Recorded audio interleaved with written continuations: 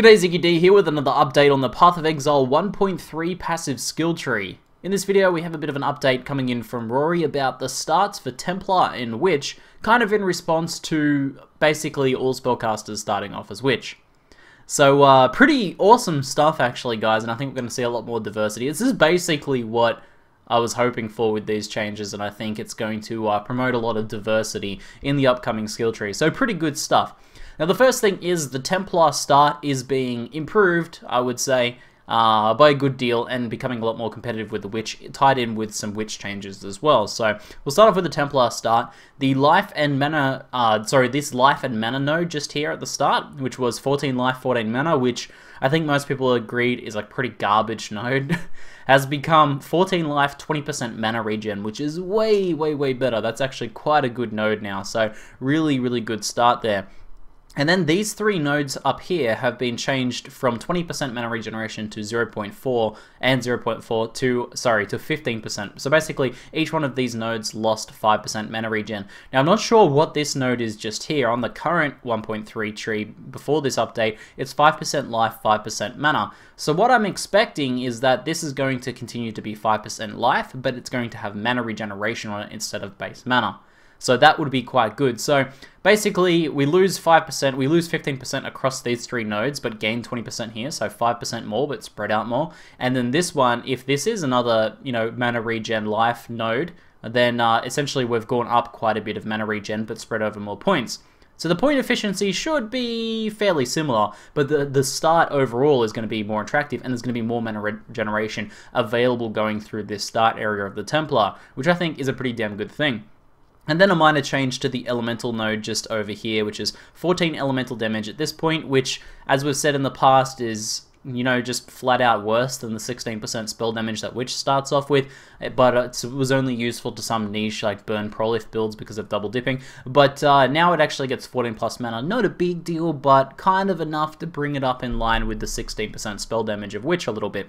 So Templar start looking much more attractive. And then we have some interesting points just here on the changes to Witch. So the first one is that this node here has been reduced from 40% down to 25% mana regen. It should still have the energy shield. Now, that's a pretty good thing, I think, because 40% for essentially one passive point was pretty much the major reason. Like, this side of the tree was always nice for Witch, and it's like an excellent start.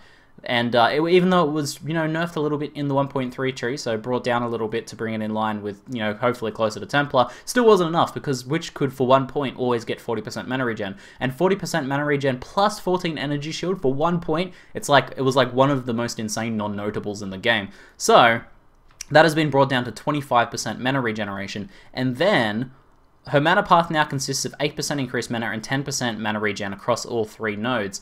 So we now get 24 and 30 across these mana nodes here. This is a good change because this one is getting, nerfed a little bit, and now you have to put more investment into getting mana with the Witch. However, this becomes actually good because at this point, almost no one took this route, right? If you were CI or if you were a hybrid build, you would go through the ES into Deep Wisdom. If you were not, you would go up through the spell damage or the cast speed. You would come across through practical application, go into Deep Wisdom, then go into your life or wherever else you wanted to go. Basically no one ever got this unless they were desperate for mana. So now having this be mana regeneration across all three of those with the mana is going to be much, much nicer, and it's spreading it out again. So you'll notice a bit of a theme in sort of spreading out the power a little bit through the start of those. But overall, they're still pretty good clusterings of nodes. I mean, they're not as good as like some of the insane notables around the outside of the tree and things like that, but still very, very good starts. And basically, the two, I feel, with those changes in mind, are fairly in line now. So you can actually have some interesting choices as to whether you want to start Witch or Templar. Now it's not going to be the case of, Witch is pretty much always better, so you might as well just start Witch. Even if you don't really want to be in there, you'll still start Witch because it's better points. Now you can be like, well, I don't really want to duck that far down into Witch. I might come up through here and grab like this stuff, but I don't really want to go all the way down into there. I want to save some points and spend them on something interesting on the external areas of the tree, or, maybe I want to duck down here and get Inner Force or something money instead with those points. So now you have a more interesting set of options between these two, and I feel like the power difference between the two classes is much more marginal now, at least in terms of this start. And it will come down instead, your build decision will come down instead to how much you want to start off, you know, how important this stuff is to you versus how important this stuff is to you. And because the Templar outer section is really good now, and because the Witch outer section has always been really good, I feel like we're going to have some more interesting choices, and there's going to be a lot more diversity. So that's a really good change. I mean, the Shadow, you probably, if we're talking about spellcasters, we should talk about the Shadow a little bit as well.